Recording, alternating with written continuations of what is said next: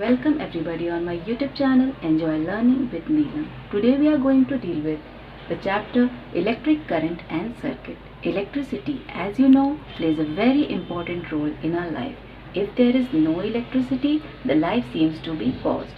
So in this chapter, we are going to discuss what is electricity, how it works, and what are electric circuits. So let's begin.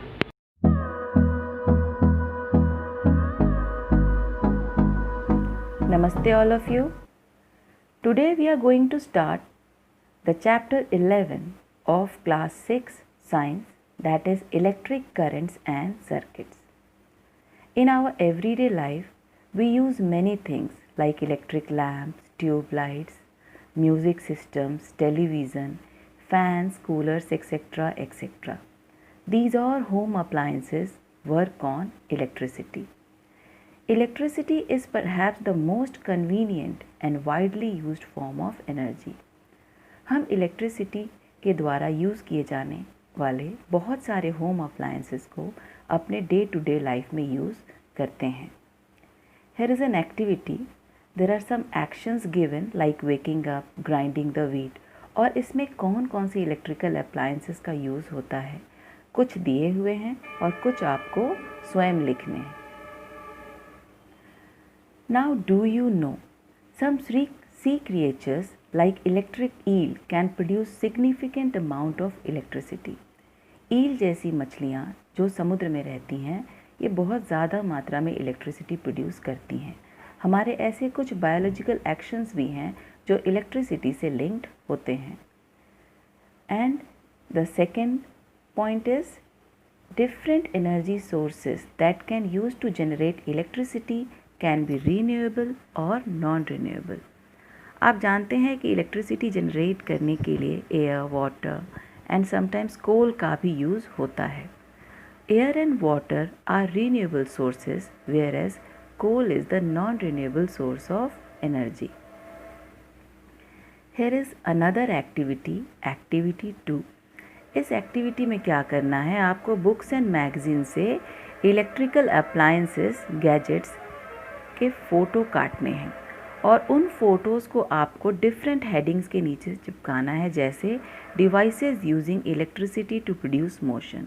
कौन कौन से devices electricity को use करके motion produce करने के काम आते हैं, आप अपने पिक्चर्स में से उनको ढूंढिए और उसके बाद उसको आप उस टॉपिक के नीचे चिपका दीजिए.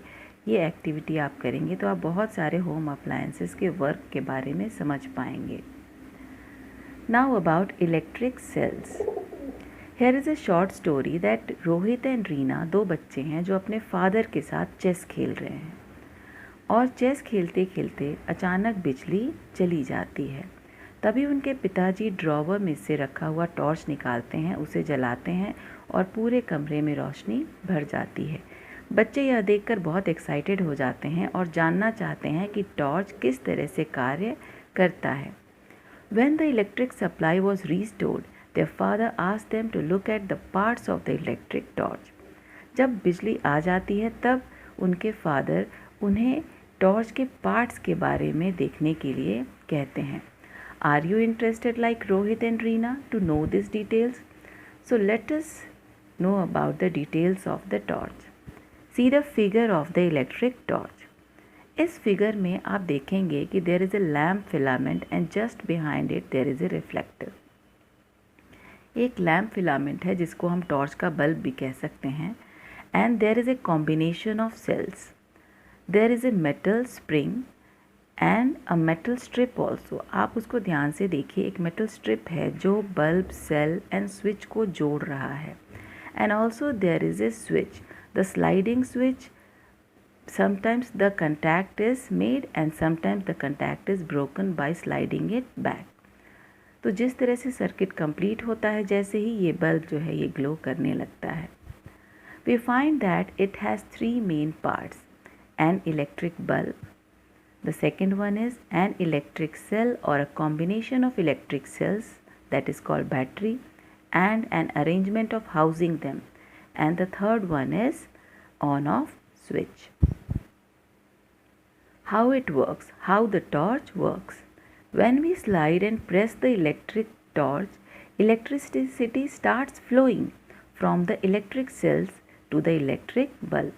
जैसे ही हम स्विच ऑन करते हैं और सर्किट कंप्लीट हो जाता है, इलेक्ट्रिसिटी जो सेल से पास होना शुरू कर देती है और ये बल्ब जो है ये ग्लो करने लगता है.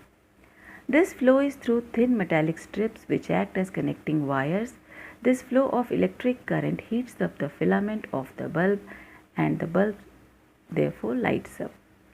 ये इलेक्ट्रिक फ्लो जो है ये मेटल स्ट्रिप से होकर जाता है जो कि वायर की तरह काम करता है, और जैसे ही ये फ्लो ऑफ करंट बल्ब के अंदर के फिलामेंट को हीट करता है, गर्म करता है, वह बल्ब जो है ग्लो करने लगता है, लाइट देने लगता है. Do you know? The electric bulb in a torch is kept at the focus of the concave mirror. आपने देखा होगा इलेक्ट्रिक टॉर्च के बल्ब के पीछे एक concave mirror as a reflector लगा होता है और बल्ब को ऐसे अरेंज किया जाता है कि वो उसके फोकस पे होता है.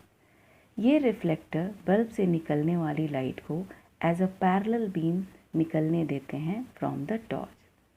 जब कोई भी बल्ब ग्लो करता है तो इसकी रोशनी चारों तरफ जाती है, लेकिन ये रिफ्लेक्टर इस रोशनी को चारों तरफ फैलने नहीं देता है. ये उसे एक ही दिशा में एज अ पैरेलल बीम निकलने में हेल्प करता है. So we get the bright light from the torch. Torch is not only the device that uses an electric cell. Torch ही एक ऐसा डिवाइस नहीं है जिसमें इलेक्ट्रिक सेल यूज़ होता है. There are many more devices like the portable radios, music system, our mobiles and the toys of children. ये सारी चीज़ों में भी इलेक्ट्रिक सेल्स यूज़ होते हैं. So what are electric cells? Electric cells are devices which produce electricity from metals and chemicals stored and arranged inside them. Electric sales ऐसे devices होते हैं जो इलेक्ट्रिसिटी प्रोड्यूस करते हैं, अपने अंदर केमिकल स्टोर्ड होते हैं उसकी हेल्प से. Once the chemical gets used up the cell में स्टॉप वर्किंग. एक बार जब सेल के अंदर का केमिकल यूज्ड हो जाता है तो ये सेल वर्क करना स्टॉप कर देता है. The most common cells that we use nowadays are dry cells, and here is the figure of dry cell. You can see in this figure that there is a metal cap which act as a positive terminal of the cell, and the zinc case का case जो है it acts as a negative terminal, and the chemicals filled inside the torch cell are ammonium chloride and manganese dioxide, and also there is a carbon rod. So you can see each cell has two terminals known as its positive and negative terminal. In a dry cell, the metal cap acts as a positive terminal and the metal case act as the negative terminal. यही नहीं, sales के ऊपर plus and minus का sign भी लगा होता है. We use these signs so that we can connect the cell correctly in an electrical device. अगर हम सेल्स को सही तरीके से कनेक्ट नहीं करेंगे, सही तरीके से इलेक्ट्रिक डिवाइस में नहीं डालेंगे, तो हो सकता है कि ये हमारा जो इलेक्ट्रिक अप्लायंस है वो वर्क न करे. Here is another activity. यहाँ एक और एक्टिविटी है. इस एक्टिविटी में आपको करना क्या है कि आपको एक लेमन लेना है, एक नींबू लेना है और दो मेटल के स्ट्रिप्स लेने हैं, एक कॉपर का और दूसरा जिंक का. इसका लेंथ लगभग 5-6 सेंटीमीटर होना चाहिए और इसको दिए हुए फिगर के जैसा अरेंज करना है और वायर से कनेक्ट करके हमें एक एलईडी बल्ब को लगाना है. ऐसा अरेंजमेंट करने के बाद आप इसको देखिए कि ये आपका एलईडी बल्ब ग्लो करता है कि नहीं. ऐसा ही आप दूसरे वेजिटेबल्स के साथ भी कर सकते हैं. This is an activity, you can do this. Now a combination of electric cells is called a battery. Cells के कॉम्बिनेशन को, दो या दो से ज़्यादा सेल्स को अगर हम कंबाइन कर दें तो इस कॉम्बिनेशन को बैटरी कहते हैं. A combination of cells like one we use in electric torch forms an electric battery. तो इस तरह से इलेक्ट्रिक बैटरीज जो हैं डिफरेंट अप्लायंसेस में यूज़ होती हैं. Now do you know the inner ear of mammals including humans contain a natural battery. Human ears के अंदर एक नेचुरल बैटरी होता है।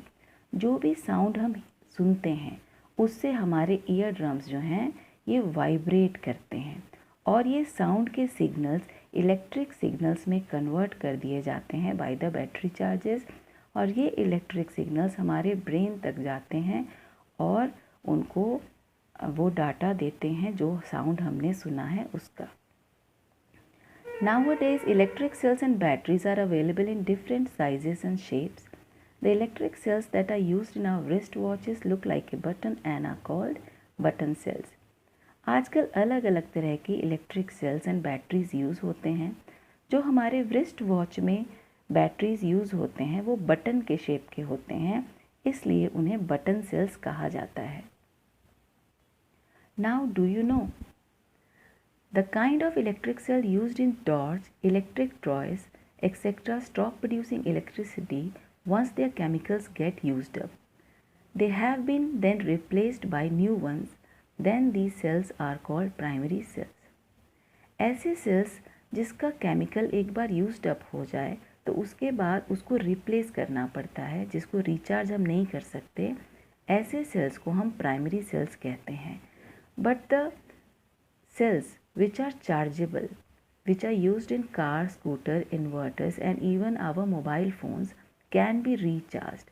Those type of cells are called secondary cells or accumulators. Now about electric bulb. A torch bulb has an outer covering of glass that is fixed on a metallic base. You would have seen the torch bulb. इसका एक glass का covering होता है जो एक metal के base पे fixed होता है and there is a metal wire inside the glass cover. When this metal wire is heated up by the flow of electricity, it starts glowing. This thin metal wire is called filament of the bulb. जो bulb के अंदर metal का wire होता है, electricity flow होने से heat up हो जाता है, गर्म हो जाता है और ग्लो करने लगता है। इस मेटल वायर को फिलामेंट कहते हैं। This filament is supported by two thick wires. ये फिलामेंट दो थिक वायर से सपोर्टेड होता है और इसका एक थिक वायर जो है ये मेटल के बेस से कनेक्टेड रहता है और दूसरा थिक वायर जो इसका मेटल का केस है उसके साइड से कनेक्टेड रहता है।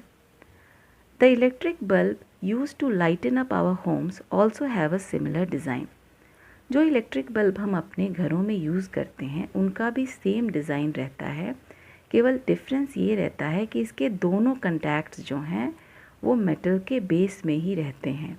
And one more important point to be noted that the two terminals are connected in such a way that they do not touch each other.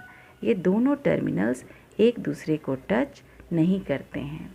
Now do you know the inside of electric bulb is filled with an inert gas like argon और nitrogen. Electric bulb के अंदर inert gas भरा होता है argon and nitrogen के जैसा। अब आप सोचेंगे इनर्ट गैसेस क्या होते हैं। इनर्ट गैसेस ऐसे गैसेस होते हैं जो किसी भी सब्सटेंस से रिएक्ट नहीं करते हैं। इसके हेल्प से जो बल्ब के अंदर का फिलामेंट है वो ऑक्सीडाइज होकर जलने से बच जाता है। अगर ये फिलामेंट ऑक्सीजन के कांटेक्ट में आ जाएगा तो हो सकता है कि ये जल जाए, बर्न आउट हो जाए, लेकिन इनर्ट गैसेस होने के कारण ये फिलामेंट जलता नहीं है। This filled up inert gas also saves the bulb from collapsing under the atmospheric pressure. और यही नहीं, बल्ब के अंदर गैस के भरे होने से एटमॉस्फेरिक प्रेशर के कारण ये बल्ब टूटने से बच जाता है। Now about the LED bulbs. The full form of LED is light emitting diode.